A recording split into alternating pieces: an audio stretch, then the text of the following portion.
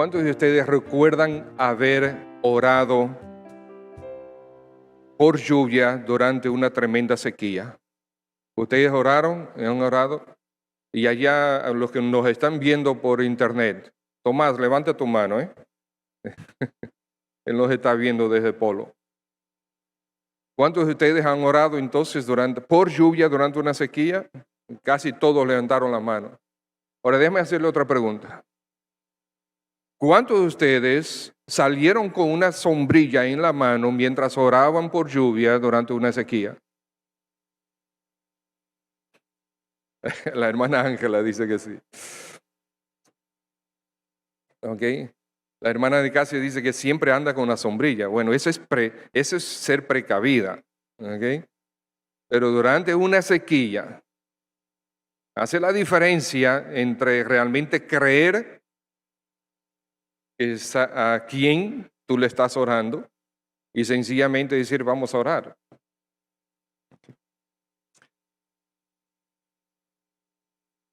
Hemos estado predicando sobre la fe, la prioridad de la fe. En esta porción de la palabra de Dios, que se le ha llamado el capítulo 11 de esta carta a los Hebreos, realmente se trata de la fe. ¿Alguien necesita una Biblia, que le prestemos una Biblia? Puede levantar su mano, los diáconos estarán colocando una Biblia en su mano. Al final usted la puede dejar sobre su asiento. Oswald Chambers escribió mucho sobre la oración y la oración de fe. Él escribió una oportunidad, fe para librarme de mi tribulación, para yo ser librado de mi tribulación, decía él, eso no es fe. La fe significa, me libre o no me libre Dios de mi tribulación, seguiré creyendo que Dios es bueno. Algunas cosas solamente se aprenden en el horno de fuego, escribió él. Muchas de nuestras oraciones son para que el Señor nos libre, nos dé alivio dentro de la prueba. Y pocas veces nosotros oramos al Señor, Señor, ayúdame a crecer dentro de esta prueba. Señor, ayúdame a aprender, ayúdame a ser fortalecido, a amarte más mientras cruzo por esta prueba. Ayer tuvimos en la mañana aquí en la memorial de Doña María, la mamá de Patria Gómez, y un hermano, el hermano Salvador de la Iglesia Convertidos a Cristo.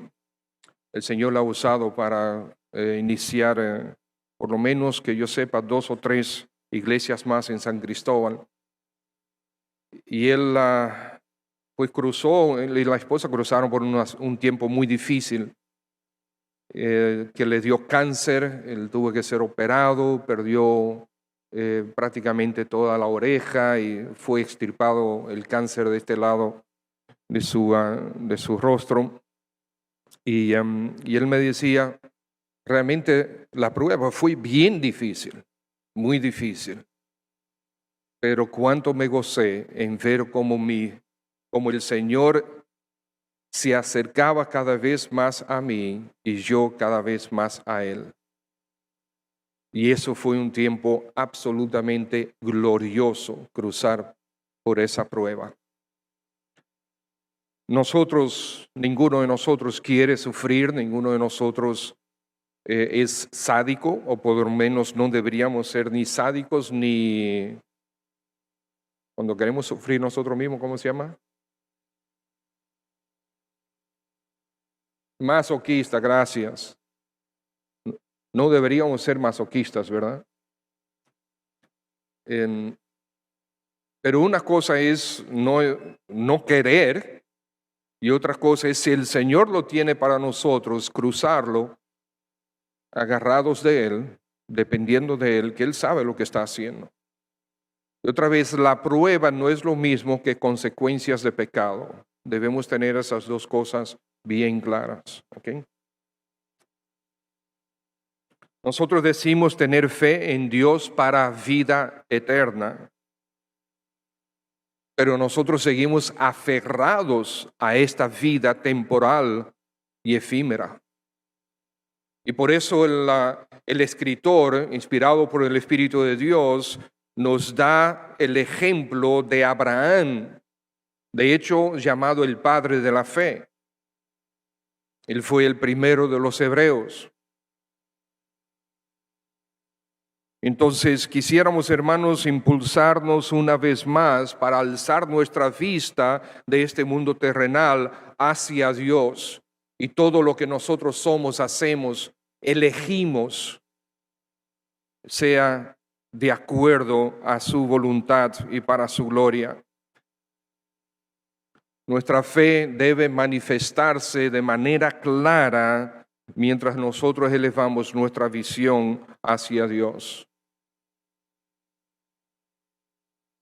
Creo que se dice de que Juan Wesley iba caminando en algún sitio, en algún pueblo, y vio a uno de sus feligreses que estaba caminando parecía como derrotado y preocupado. Y él le dijo: hermano, ¿qué te pasa? Te veo como que estás derrotado. Y él dice: sí, pastor, es por todas las cosas que vienen que están encima de uno, todas estas circunstancias, todas estas dificultades. Y en eso parece que cerca había una pared y había una vaca que estaba así mirando por encima de la pared, según dice la historia. Y Juan Wesley se percató de eso y le dijo al hermano: hermano, ¿ves a esa vaca? Mira cómo mira por arriba de la pared. ¿Tú sabes por qué mira por arriba de la pared? No. Bueno, porque no puede mirar a través de la pared. Muy sencillo, ¿verdad? Entonces ella tiene que elevar la cabeza para poder ver más allá de lo que lo está obstaculizando. Y así debemos hacer nosotros. Elevar nuestro rostro. Elevarlo para ver por encima de las circunstancias que tenemos delante de nosotros. Y Abraham y la mayoría de estos ejemplos que el escritor nos coloca en el capítulo 11 aquí, son para enseñarnos sobre la prioridad de la fe en nuestro día a día. Este es el énfasis de esta porción de la palabra. Y lo que nos está comunicando el Espíritu Santo a través de esta porción es que los antiguos, acuérdense que esto está siendo escrito por allá por el año 67, y él está diciendo: todos aquellos a quien nosotros vemos como héroes de la fe, todos ellos vivieron por fe, vivieron con su vista más allá de las circunstancias. Dice que todos ellos, los patriarcas principalmente, hablando quizás específicamente de Abraham, de Isaac y de Jacob, todos ellos tuvieron el sentimiento de que su patria, su verdadero ciudadanía no era aquí en esta tierra. Y dice: por eso vivieron en tiendas. El Espíritu Santo decide mostrarnos en esta porción la evidencia de lo que ellos creyeron. Y así estamos evaluando la vida de Abraham. El versículo 9 del capítulo 11 dice lo siguiente: por la fe, Abraham habitó como extranjero en la tierra prometida. Eso como que no tiene sentido, ¿verdad? Vivir como extranjero en la tierra que Dios te prometió. Habitó como extranjero en la tierra prometida, como en tierra ajena, morando en tiendas con Isaac y Jacob, coherederos de la misma promesa. Entonces el versículo 10, porque esperaba la ciudad que tiene fundamentos, cuyo arquitecto y constructor es Dios. Este porque nos refiere al versículo 9. Este porque implica mucho, implica todo lo que ellos vivieron, toda la vida que vivió Abraham desde que salió de Harán a los 75 años hasta que murió. Abraham murió, no recuerdo si fue de 175, 176, creo que fue 176 años de edad. Esos 100 años posteriores a su llamamiento, él los vivió de esa manera, en tiendas. Él decidió vivir en tiendas en la tierra de Canaán. Este porque significa que habiendo él tenido la oportunidad de montar asiento permanente en esa tierra, él rehusó hacerlo. Lot hizo lo contrario. Y la diferencia es que Abraham ganó mucho y Lot lo perdió prácticamente todo. La prioridad de la fe. Abraham tenía ojos de eternidad. Y aquí en el versículo 10, entonces, nos enfocamos en lo que nos enseña el Espíritu de Dios, porque esperaba la ciudad que tiene fundamentos, cuyo arquitecto y constructor es Dios. Esperaba. La fe, hermanos, existe en expectativa. Como dijimos la semana pasada, la fe se sostiene en la esperanza.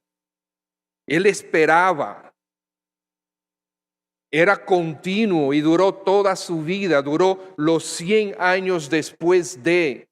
Recuérdense que él la primera vez que recibió el llamado de parte de Dios vivía en Ur de los Caldeos a la edad de 60 años. Entonces de Ur pasaron a vivir en Harán.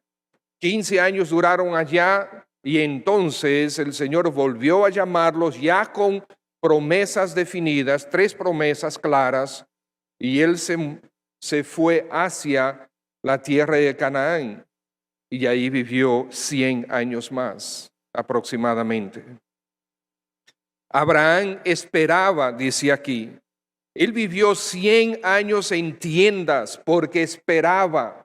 Él estaba permanentemente consciente de la realidad de la promesa. Pero para él esa promesa de la tierra prometida era solamente un símbolo. Él esperaba algo más, algo permanente, algo real, algo glorioso, algo eterno. Pero él esperaba. Él no se desesperó. Él esperó. Esperó porque creía a Dios. Él esperó porque creyó a Dios. Es diferente en creer en Dios, y ustedes lo saben. Creer que Dios existe, bueno, eso es prácticamente historia. Creer a Dios, eso es fe. Él estaba consciente, él vivía en permanente expectativa. Los años pasaron, y los años pasaron, y los años seguían pasando, y él seguía esperando. Esperando sin desmayar, porque él esperó durante 100 años sin desmayar. Y durante 100 años siguió viviendo en tiendas, habiendo él vivido antes en ciudades prósperas como Ur, donde él fue criado, y después Harán. Y él esperaba. He pensado mucho sobre cuál será el principal enemigo de la fe. Yo sé que pueden haber diferentes criterios, pero para mí el tiempo es un terrible, si no el principal enemigo de la fe. Porque nosotros creemos en este momento algo que Dios nos ha dicho. Quizás entramos en algún tipo de prueba, desafío, de reto para nuestra vida. Y el Señor nos trae una porción de la palabra de Dios, ya sea por nuestra propia lectura o ya sea por la exhortación o el ánimo de algún hermano o hermana que nos recuerda un versículo. Y ese versículo nos trae fortaleza, fuerza, impulso, ánimo en ese momento. Y seguimos esperando al Señor. Pero a nuestro criterio la prueba o lo que estamos esperando no llega, la prueba se prolonga, lo que estamos esperando no llega y pasa el tiempo y comenzamos a flaquear. Quizás es una petición que tú estás haciendo por la salvación de algún familiar o por la provisión de algún empleo o por impulsar tu negocio. Alguna cosa que tú tienes entre manos que es particularmente importante para ti. Tú estás orando y tú oras al inicio con fe, pero pasa una semana, un mes, quizás un año y ya prácticamente tú no oras. El tiempo venció.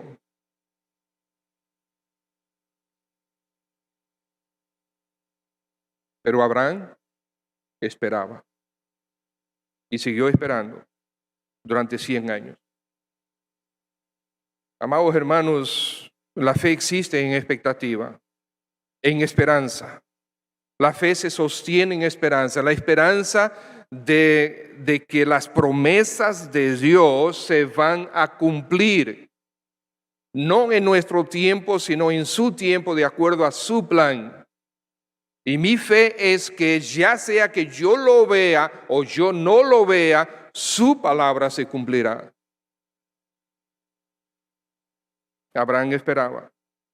Sus decisiones, las decisiones de Abraham, giraban alrededor de esa esperanza. ¿Y las tuyas? Las decisiones que tú tomas en esta vida temporal y efímera giran alrededor de la esperanza que nosotros como creyentes debemos tener. De que igual que Abraham, aunque el Señor nos ha prometido vida eterna y Él nos ha dado vida eterna realmente, todavía nuestra redención no ha sido completada. Será completada cuando veamos a Cristo cara a cara con cuerpos glorificados. Porque la redención de nuestro cuerpo es parte del mensaje de redención. Por eso el Señor resucitará a aquellos que han muerto en Cristo. Y nosotros que vivimos seremos arrebatados y nos uniremos con Él y con el Señor en las nubes para estar con Él eternamente.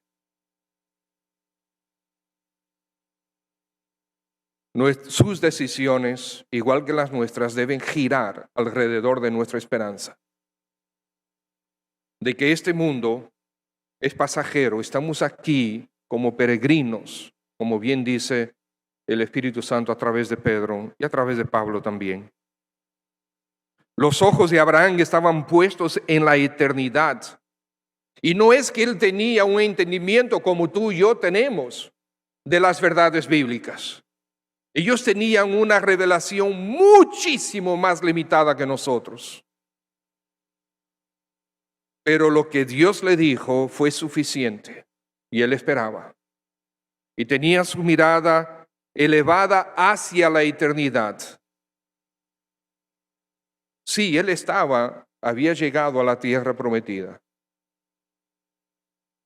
Pero esa no era la única promesa que él había recibido. Él recibió la promesa de esa tierra para su descendencia. Pero él no tenía descendencia.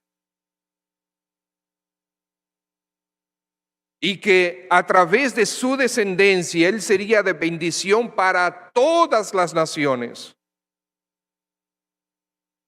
Pero él vivía en un desierto prácticamente, de aquí para allá.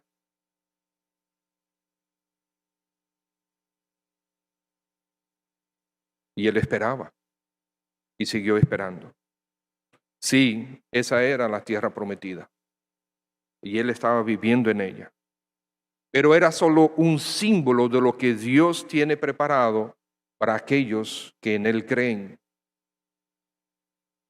Nosotros tenemos vida eterna. La Escritura dice que nuestra ciudadanía no está aquí. Y eso nos lleva al segundo punto. Dice, Él esperaba que la ciudad que tiene fundamentos, la ciudad, la fe tiene una visión bien definida. La fe no es difusa, no es confusa. Es que cuando Dios te dice algo, tú lo crees y lo crees de manera específica. Dios dijo esto, lo creo por completo, completamente. Dios no te habla por las ramas.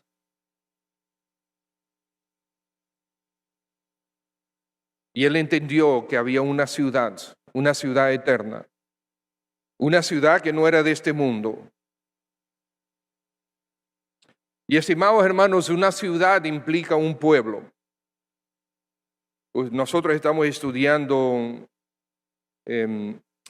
Josué y vemos como Josué ha ido con su pueblo, ha ido conquistando rey sobre rey, sobre rey, sobre rey, ¿verdad?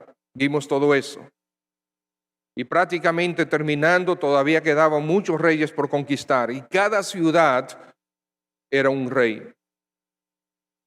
Cuando dice que se conquistó el rey tal, ese era el rey de tal ciudad. Y el rey cual, ese era el rey de esa ciudad. La ciudad significa un pueblo. Significa ser parte de ese pueblo. Significa vivir con ese pueblo, entre ese pueblo. Significa seguridad, significa protección, significa estabilidad, significa ser gobernado. ¿Y ustedes saben qué más significa? Significa una patria. Significa una patria. Abraham esperaba esa ciudad, esa identidad gloriosa, identidad eterna. Esa ciudad donde él estaría con un pueblo glorioso. Él estaba bien claro en lo que esperaba. Aunque no tenía toda la revelación que nosotros hoy tenemos el privilegio de tener. Fíjense versículo 14. Porque los que esto dicen claramente dan a entender que buscan una patria, pues si hubiesen estado pensando en aquella de donde salieron, ciertamente tenían tiempo de volver. No era una patria temporal, era una patria eterna. No era ser parte de un pueblo local, era ser parte de un pueblo eterno.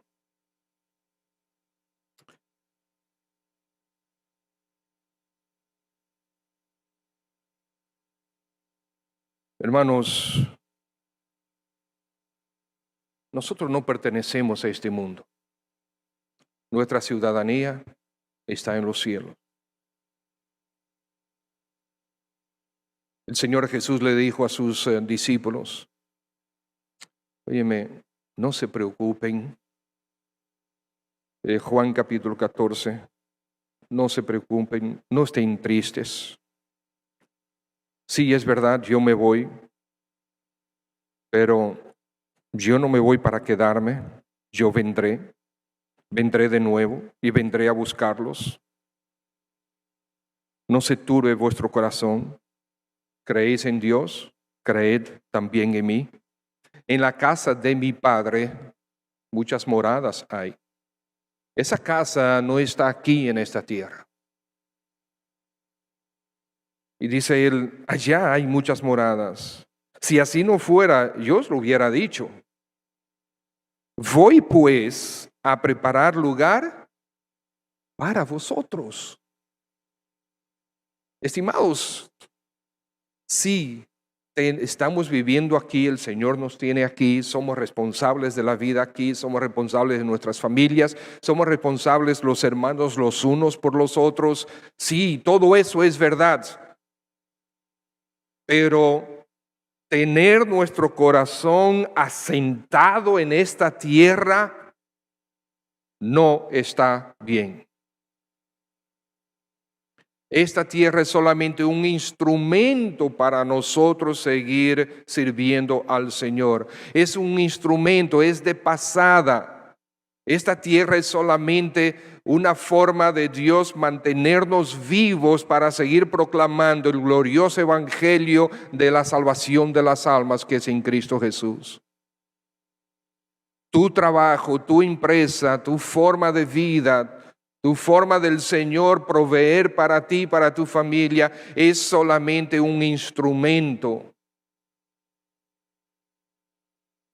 No le des una importancia eterna, no lo pongas por arriba de las cosas eternas.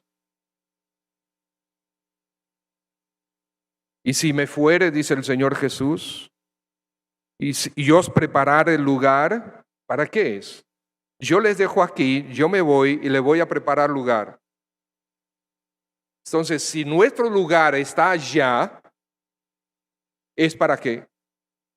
Es para que nosotros vayamos. Entonces Él dice, vendré otra vez y os tomaré a mí mismo para que donde yo estoy, vosotros también estéis. Y vosotros sabéis el camino. Dice Él, sabéis a dónde voy y sabéis el camino. Y Tomás dice, hey, yo no sé el camino. Tomás, yo soy el camino y la verdad y la vida. Nadie viene al Padre sino por mí. La ciudad. Él estaba consciente de esa ciudad. El punto número 3, los fundamentos. Ya vimos que él esperaba y la fe existe en expectativa, en esperanza. La ciudad, porque la fe tiene una visión definida. Y él dice, habla de aquí de fundamentos, una ciudad que tiene fundamentos. Amados hermanos, la fe tiene una raíz sólida. Fundamentos. ¿Y por qué está hablando de fundamentos? Porque hace contraste con el versículo 9, que habla que él andaba y vivía constantemente durante 100 años ¿en qué? En tiendas. Vivía en tiendas. Tiendas débiles y frágiles. Tiendas hechas de tela o de pieles y eventualmente había que hacer nuevas tiendas.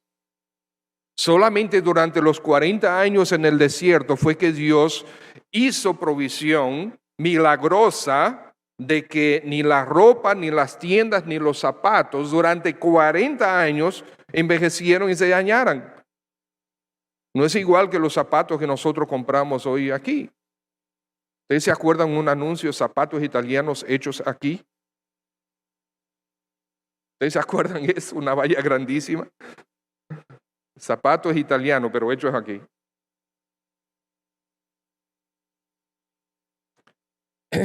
No, todo eso son tiendas débiles, frágiles, perecederas, temporales. No ofrecen suficiente protección ni eternidad. No ofrecen ni siquiera la ilusión de eternidad. Y Abraham miraba por encima de esas tiendas hacia la eternidad de la promesa que Dios le había hecho.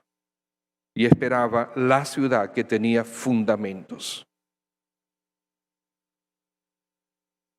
Creo que para el año 79, el Señor visitó a 3 familias con el Evangelio. Y estas 3 familias, en su gracia, se convirtieron al Señor.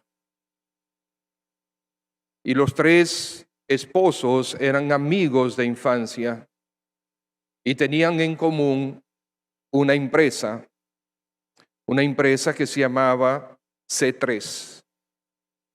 Composición, cálculo y construcción.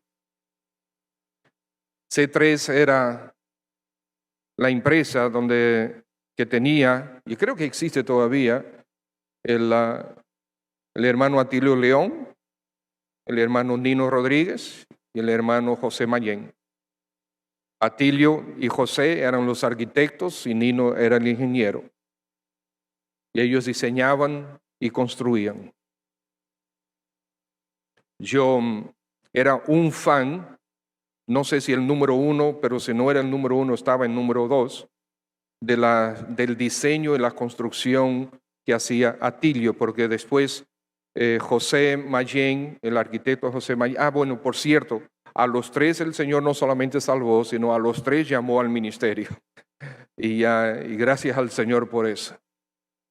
Y José Mayén se desligó de la empresa y después quedaron Nino y Atilio. Después Nino estuvo en el ministerio a tiempo completo, también tuvo que desligarse del día a día de la empresa y el hermano Atilio seguía diseñando y construyendo. Yo era un fan de esos diseños, de las casas que él construía. Yo recuerdo que mientras yo estaba en el instituto bíblico, yo tenía un motor, algunos de ustedes se acuerdan del motor, ¿verdad? Un motorcito rojo que yo tenía. Y yo sencillamente le decía a Atilio, dime el área donde tú estás construyendo. No me digas dónde exactamente, dime solamente el área. Y él me decía, en Arroyo Hondo estoy construyendo una. Y yo me metía en mi motor, yo iba y caminaba Arroyo Hondo completo buscando dónde Atilio estaba construyendo la casa. Y yo siempre daba con ella porque me gustaba, me fascinaba el estilo, el diseño, el tipo de construcción que él hacía. Estoy construyendo una detrás del colegio San Juan Bautista y yo caminaba por todo eso, varias construcciones, yo daba con la construcción de él. Al lado del edificio donde vive el hermano Miguel Ángel, creo que fue la primera casa, la primera vivienda que él construyó, porque también ellos construyeron edificios, puertos, etc. Y esa casa que está ahí al lado, bueno, ya ninguna de ellas es vivienda. La primera casa que yo conocí de Atilio, hermosa, preciosísima, me encantó, que cuando la construyó el vecino del frente, creo que le gustó tanto que le pidió a Atilio que le diseñara una, y Atilio le diseñó, le construyó una, y ahí estaban 2 casas de Atilio, una frente a la otra, preciosísimas. También construyó una en la avenida Enriquillo, hacia el final, hacia casi la Luperón, también buscando la identifiqué. ¿Ustedes saben qué? Ya no existe ninguna de ellas. Ninguna de esas casas existe. La última casa de Atilio sí existe, pero ya no es una vivienda, ahora es un colegio. Nuestras construcciones son temporales, no importa qué tan bonitas, qué tan bien hechas estén, no importa qué tan sólidas parezcan, eventualmente son destruidas. No son eternas. No podemos amar demasiado las cosas que el Señor nos da en este mundo. Nuestros anhelos, nuestro amor tiene que ser por Dios mismo y todo lo que Él nos ha prometido. Nuestros ojos tienen que estar en la eternidad con Él y por Él y para Él. No en este mundo, no aferrarnos a este mundo.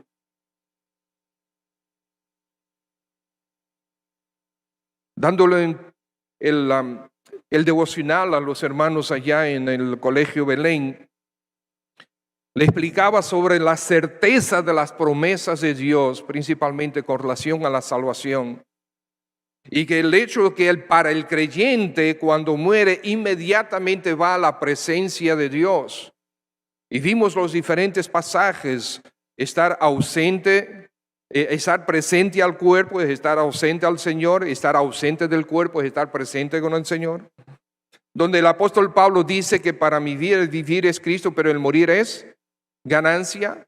Entonces él dice, yo quiero quedarme por causa de ustedes, pero partir es muchísimo mejor. Y el pasaje del criminal que murió con Cristo, donde él confesó a Cristo, confesó su pecado, admitió su culpa, reconoció que merecía el castigo que estaba recibiendo, le dijo al Señor Jesús, lo reconoció él como Mesías, y le dijo: Señor, cuando regreses en tu reino, acuérdate de mí. El Señor le dijo: hoy estarás conmigo en el paraíso. Entonces una hermana levanta la mano y dice: pastor, ¿y entonces por qué el cristiano tiene miedo a morir?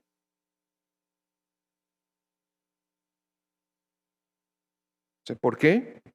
Porque no está creyendo lo que está leyendo. Porque estamos aferrados a esta vida. Y recuerdo que dice: yo quisiera, yo no tengo miedo a la muerte. Claro, uno puede asustarse con el momento, puede tener miedo a sufrir, pero a la muerte, absolutamente no. Yo quisiera morirme ahora mismo, pero no me toca decidirlo. Le toca a Dios decidirlo. ¿Por qué morirme? No es que yo quiero morirme, es que yo quiero estar con Cristo. ¿No es eso lo que ustedes quieren? Y la muerte es la puerta para cruzar hacia Cristo. Por lo tanto, no debe darnos miedo. Que recuerdo a la hermana argentina, y Asha. Sí, yo quisiera quedarme con Asha, ver a Asha crecer, enseñarle a Cristo, pero Asha no se compara con Cristo.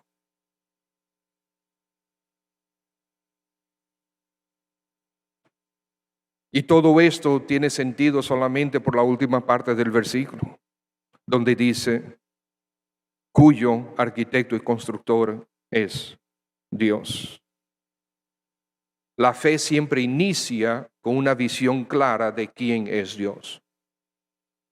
Si nosotros no tenemos una visión clara de quién es Dios, jamás vamos a tener una fe verdadera. Porque la confianza, la fe, se centra, se establece en quién es Dios. Porque quién Él es lo que hace que sus promesas sean verdad y sean sí y amén. Entonces, tener un concepto claro de la verdad de quién es nuestro Dios, de que Él es eterno, de que Él es inmutable. Por eso es que sus promesas no varían, porque Él es invariable. Él es inmutable, Él es el Todopoderoso, que Él puede perfectamente respaldar cada una de sus promesas hasta la última tilde. Y por lo tanto, tú y yo decidimos: sí creo, sí acepto. Aunque no entienda absolutamente todo lo que está sucediendo, creo. Creo en quien tú eres. Acepto tu dirección. Acepto que eres mi Señor, mi Salvador. Acepto que tú mandes en mi vida.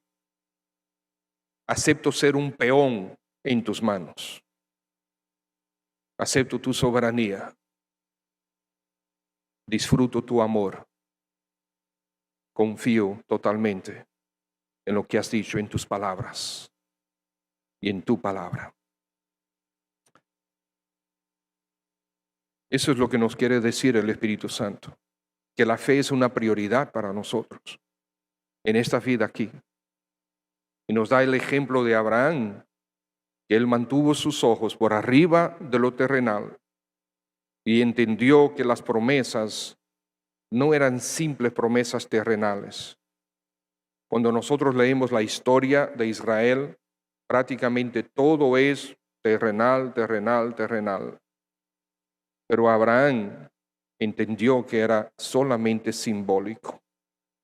Es verdad, las promesas eran terrenales, pero solamente simbólicas. ¿Cuántos de ustedes tienen vida eterna? en la gracia de Dios. Una pregunta, ¿realmente tienes vida eterna? ¿Tú vas a vivir para siempre? ¿No te vas a morir? ¿Estás tú ya disfrutando de la vida eterna, que es estar con Cristo sin pecado? ¿Tienes tú vida eterna? No quiero confundirles. Solamente recordar aquella promesa es lo que la obra que el Señor comenzó en nosotros la va a perfeccionar hasta el día de Cristo. Un día Él vendrá por nosotros y si estamos vivos, nosotros seremos transformados. Y dice el apóstol Pablo que esto que nosotros tenemos, que es corruptible, temporal, será vestido de inmortalidad y de incorrupción, y seremos tal como Él es. Entonces estaremos disfrutando plenamente del cumplimiento de la promesa de vida eterna para aquellos que han confiado en Él. Pero quizás tú estás aquí esta mañana y todavía no te has convertido a Cristo. Todavía no has confiado para salvación y vida eterna en el Señor Jesucristo. Es el momento de hacerlo. Puedes hacerlo ahora mismo. Esta semana conversaba con una pareja y mientras conversábamos en consejería,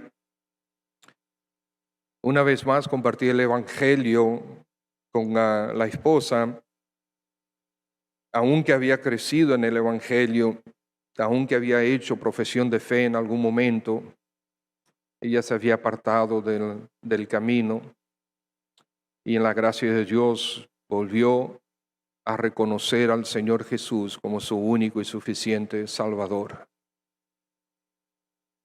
Eso es glorioso.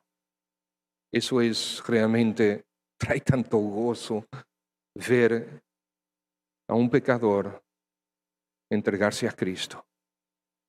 También da gozo ver a un creyente vivir para Cristo. Si estás aquí y quieres entregarte al Señor Jesús, voy a pedir que ahora, mientras oramos, tú ores a Él, tú hables con el Señor y le pidas perdón de tus pecados y entregues tu vida a Él. Padre, gracias por tu palabra, gracias por el ejemplo que tú nos das, que tú escribiste, tú mismo das ejemplo de Abraham para nuestro aprendizaje. Y gracias, Señor, que su mejor ejemplo es que él mantenía sus ojos puestos en ti, así como tú transfieres de este pasaje de la fe hacia el capítulo 12, donde nos exhortas a mantener nuestros ojos en Jesús, quien es el autor y consumador de la fe. Quizás esta mañana hay alguien a que tú has traído o que está oyendo que necesita entregarse a Cristo. Pedimos que tú lo hagas, Señor, que tú le salves. Y si estás aquí esta mañana y quieres entregarte al Señor Jesús, ahí en tu asiento pídele perdón. Dile, Señor Jesús, por favor, perdona mis pecados. Yo sé que merezco la condenación por ellos, pero tú eres el Salvador, Señor Jesús. Sálvame, por favor, perdóname y salva mi alma, dame la vida eterna que tú has prometido. A partir de ahora me entrego a ti y viviré para ti. Quizás esa fue tu oración y si tú quieres que nosotros nos unamos a ti para orar contigo, queremos hacerlo. Déjame ver tu mano si quieres que oremos contigo. Si levantas tu mano nos permitirá ver quién tú eres para acercarnos a ti y orar contigo. Hay alguien. Ahí en tu asiento tú puedes entregarte al Señor Jesús y puedes levantar tu mano y vamos a acercarnos a ti. Hay alguien. Muy bien, quizás, hermano, el Señor te ha hablado, hermana, sobre tu vida aquí como creyente. No sé lo que el Señor te habrá dicho, pero debes responder para gloria de su nombre, para bien de tu vida.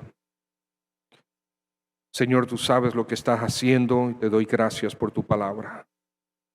Permite que podamos una vez más terminar con una canción que te adora, que te reconoce quién tú eres, lo que has hecho.